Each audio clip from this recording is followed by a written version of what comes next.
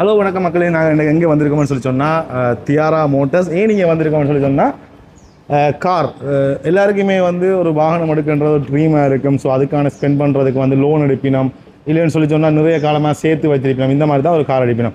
அந்த மாதிரி ஒரு காரை நாங்கள் ஒரு நல்ல இடத்துல எடுக்கணுன்றதுக்காண்டி அறிமுகப்படுத்த வந்த இடம் தான் தியாரா மோட்டர்ஸ்.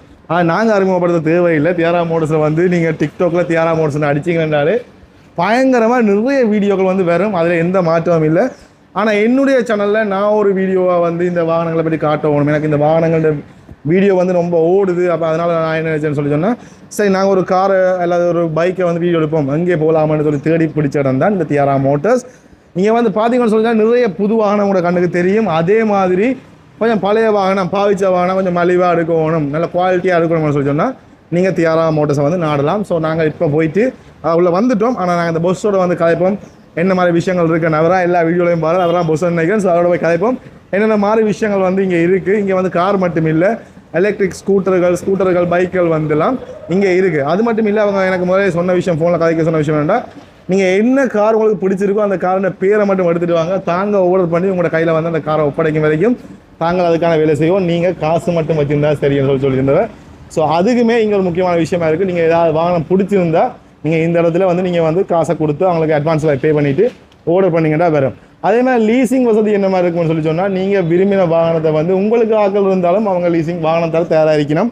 அதே மாதிரி உங்களுக்கு ஆக்களை தெரியாது, நான் எங்கே போய் கதைக்கிறேன்னு தெரியாது, எங்கே ரேட்டுகளை கம்பேர் பண்ணி பார்க்கணுன்னு தெரியாதுன்னு சொல்லி சொன்னால், நீங்கள் இங்கே வந்தீங்கன்னு சொல்லி சொன்னால் எந்த இடத்துல என்ன மாதிரி ரேட்டுகள், உங்களுக்கு எது வசதி, உங்களோட பேக்ரவுண்டுகள், இந்த சிக்னேச்சர் பண்ணுறதுக்கு யார் தேவை, என்ன மாதிரி தேவை என்ற விஷயங்களை நீங்கள் தெரிஞ்சு கொண்டு நீங்கள் இந்த வாகனங்களை வந்து எடுக்கலாம்.